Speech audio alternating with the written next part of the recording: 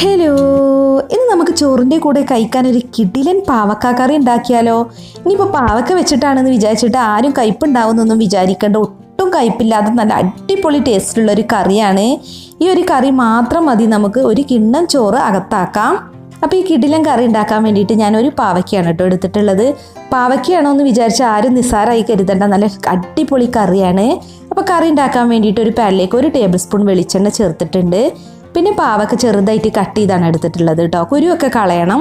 ഇനി നമ്മൾ law ഫ്ലെയിമിലിട്ടൊരു 10 minute ഇതൊന്ന് വഴറ്റിയെടുക്കണം. അപ്പോൾ പാവക്കയുടെ കയ്പൊക്കെ ഒന്ന് മാറാൻ വേണ്ടിയിട്ടാണ് ഇതുപോലെ ഒന്ന് വഴറ്റിയെടുക്കുന്നത്. അപ്പോൾ ഇത് നമുക്ക് അടുത്ത അടുപ്പിലിട്ടിട്ട് ലോ ഫ്ലെയിമിലിട്ട് വഴറ്റിയെടുക്കാം. അതേസമയം തന്നെ നമുക്ക് ഈ അടുപ്പിൽ ഒരു പാൻ ചൂടാക്കിയിട്ട് അതിലേക്ക് 1 ടേബിൾ സ്പൂൺ വെളിച്ചെണ്ണ ചേർക്കാം. പിന്നെ അതിലേക്ക് 1 ടീസ്പൂൺ കടുക്, 1/4 ടീസ്പൂൺ ഉലുവ, പിന്നെ 2 വറ്റൽമുളക് 2 പീസായി കട്ട് ചെയ്തത്, പിന്നെ 2 തണ്ട് കറിവേപ്പിലൊക്കെയാണ് ഇട്ടുകൊടുക്കുന്നത്. അപ്പോൾ ഉലുവയും കടുകൊക്കെ പൊട്ടിയതിന് ശേഷം പിന്നെ നമ്മളിതിലേക്ക് ചേർക്കുന്നത് മീഡിയം വലിപ്പത്തിലുള്ള സവാള, അതുപോലെ നേരിയതായിട്ട് കൊത്തി അരിഞ്ഞതാണ് കേട്ടോ. അപ്പോൾ വേണമെന്നുണ്ടെങ്കിൽ കുറച്ച് ഉപ്പൊക്കെ ഇട്ടിട്ട് സവാള നല്ല പോലെ ഒന്ന് വഴറ്റിയെടുക്കുക. അപ്പോൾ സവാള ഇവിടെ വാടി വന്നിട്ടുണ്ട്. ഇനി അടുത്തതായിട്ട് നമ്മളിതിലേക്ക് ഒരു മീഡിയം വലിപ്പത്തിലുള്ള തക്കാളി നേരിയതായിട്ട് കട്ട് ചെയ്തതാണ് ചേർക്കുന്നത്. അപ്പോൾ തക്കാളി കൂടി ഇട്ടിട്ട് നന്നായിട്ടൊന്ന് മിക്സ് ചെയ്യുക. ഇനി നമ്മൾ ഈ തക്കാളി വെന്തുടയുന്നത് വരെ ഇത് കുക്ക് ചെയ്യണം. അപ്പോൾ അതിന് വേണ്ടിയിട്ട് ഒന്ന് അടച്ചു വെക്കാം. ഇപ്പോൾ തക്കാളിയൊക്കെ നന്നായി വെന്തുടഞ്ഞ് വന്നിട്ടുണ്ട്. ഇനി ഒന്ന് മിക്സ് ചെയ്ത് കൊടുക്കുക. ഇനി നമുക്കിതിലേക്ക് പൊടികൾ ഇട്ട് കൊടുക്കാം കേട്ടോ. അപ്പോൾ ഞാനിതിലേക്ക് 1/4 ടീസ്പൂൺ മഞ്ഞൾപ്പൊടിയാണ് ഇട്ട് കൊടുക്കുന്നത്. 2 ടേബിൾ സ്പൂൺ മുളക് പൊടി നിങ്ങളുടെ എരിവിനനുസരിച്ച് ഇട്ട് കൊടുക്കുക കേട്ടോ. പിന്നെ 1 ടേബിൾ സ്പൂൺ മല്ലിപ്പൊടി ഇട്ട് കൊടുത്തിട്ടുണ്ട്. പിന്നെ നമ്മൾ സാമ്പാറിലൊക്കെ ചേർക്കുന്ന കായപ്പൊടി ഒരു 1/2 ടീസ്പൂണോളം ഇട്ട് കൊടുക്കുക. പിന്നെ ഒരു 1/4 ടീസ്പൂൺ ചെറിയ ജീരകം പൊടിച്ചതും കൂടെ ഇട്ട് കൊടുക്കുക. അപ്പോൾ നല്ല ഫ്രഷ് ആയിട്ട് പൊടിച്ച് ചേർക്കുകയാണെന്നുണ്ടെങ്കിൽ നല്ലൊരു ഫ്ലേവറാണ്. ഇനി പൊടികളുടെയൊക്കെ പച്ചച്ചുവ മാറുന്നത് വരെ ഒന്ന് മിക്സ് ചെയ്തെടുക്കുക. അപ്പോൾ പൊടികളുടെയൊക്കെ പച്ചച്ചുവ മാറി എണ്ണ നല്ല പോലെ ഇവിടെ തെളിഞ്ഞ് വന്നിട്ടുണ്ട്. ഇനി നമ്മൾ എണ്ണയിൽ വഴറ്റി വെച്ചിട്ടുള്ള പാവയ്ക്ക ഉണ്ടല്ലോ, കണ്ടൊരു ഏകദേശം ഒരു ബ്രൗൺ കളറോളം ആയി വന്നിട്ടുണ്ട്. അത് ഇതിലേക്ക് ഇട്ട് കൊടുക്കുക. അപ്പോൾ ഈ മസാല ഉണ്ടാക്കുന്ന സമയത്ത് ഞാൻ അപ്പുറത്ത് അടുപ്പിലിട്ടിട്ട് പാവയ്ക്കൊന്ന് വഴറ്റി എടുത്തിട്ടുണ്ടായിട്ടോ. ഒരു 5 മിനിറ്റ് ഒക്കെ വഴറ്റിയെടുത്താൽ മതി. അത് നന്നായിട്ടൊന്ന് വഴന്ന് കഴിയുമ്പോൾ നമുക്ക് ഫ്ലെയിം ഓഫ് ചെയ്യാം. എന്നിട്ട് ഇതിൽ എണ്ണയോട് കൂടി വേണം നമ്മൾ ഇതിലേക്ക് ഇട്ട് കൊടുക്കാൻ. അപ്പോൾ പാവക്ക മസാലയിലേക്ക് ഇട്ടിട്ട് നന്നായിട്ടൊന്ന് മിക്സ് ചെയ്തെടുക്കുക. പാവക്കൊക്കെ ഇപ്പോൾ ഒരു 3/4% കുക്കായിട്ടുണ്ട് കേട്ടോ. ഇനി നമ്മളിതിലേക്ക് 1/2 കപ്പ് ചൂടുവെള്ളം ചേർക്കണം.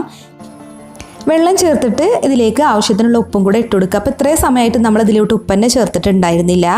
ഉപ്പും കൂടെ ചേർത്ത് നന്നായിട്ടൊന്ന് മിക്സ് ചെയ്യുക. ഇനി നമ്മളത് അടച്ച് വെച്ച് വേവിക്കണം കേട്ടോ.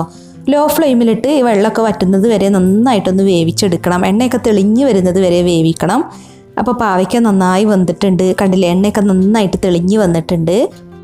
അപ്പോൾ നമ്മൾ പാവക്ക കൊണ്ട് കറി വെച്ച് കഴിഞ്ഞാൽ ഒരു കയ്പ്പ് രസം ഉണ്ടാവും. അപ്പോൾ കയ്പ്പ് രസം മാറാൻ വേണ്ടിയിട്ട് നമ്മളിതിലേക്ക് ചേർക്കുന്നത് വാളൻപുളിയുടെ വെള്ളമാണ് കേട്ടോ. അപ്പോൾ ഒരു വലിയ നാരങ്ങയുടെ വലിപ്പത്തിലുള്ള വാളൻപുളി ഞാൻ കുറച്ച് വെള്ളത്തിൽ സോക്ക് ചെയ്ത് വെച്ചിട്ടുണ്ടായിരുന്നു. അപ്പോൾ ആ പുളിവെള്ളമാണ് ഞാനിപ്പോൾ ഇതിലേക്ക് ചേർത്തിട്ടുള്ളത്. അപ്പോൾ പുളിവെള്ളം ചേർത്തുകൊണ്ട് തന്നെ കുറച്ചും കൂടി ഉപ്പിട്ട് കൊടുക്കുന്നുണ്ട്. ഇതിലേക്ക് ഒരു ചെറിയ കഷ്ണം ശർക്കരയും കൂടി ചേർക്കുന്നുണ്ട്. അതിപ്പോൾ ഞാൻ ശർക്കര ഒന്ന് പൊടിച്ചിട്ടാണ് ഇതിലേക്ക് ചേർക്കുന്നത്. അപ്പോൾ നമ്മൾ ശർക്കര ഈ കറിയിലോട്ട് ചേർക്കുമ്പോൾ നമ്മുടെ കറിയുടെ ടേസ്റ്റ് വേറെ ലെവലാണ് കേട്ടോ. നല്ല ടേസ്റ്റാണ്. ഇനിയിപ്പോൾ നിങ്ങളുടെ കയ്യിൽ ശർക്കര ഇല്ലാന്നുണ്ടെങ്കിൽ 1 ടീസ്പൂൺ പഞ്ചസാര ചേർത്താലും മതി. ഇനി നമ്മളിത് അടച്ച് വെച്ചിട്ട് നല്ല പോലെ ഒരു 5 മിനിറ്റ് ഒന്ന് തിളപ്പിച്ചെടുക്കുക. അപ്പോൾ നമ്മൾ ചേർത്തിട്ടുള്ള പുളിവെള്ളം എല്ലാം നന്നായി വറ്റിയിട്ടുണ്ട്, കണ്ടില്ലേ, എണ്ണയൊക്കെ നന്നായി തെളിഞ്ഞ് വന്നിട്ടുണ്ട്.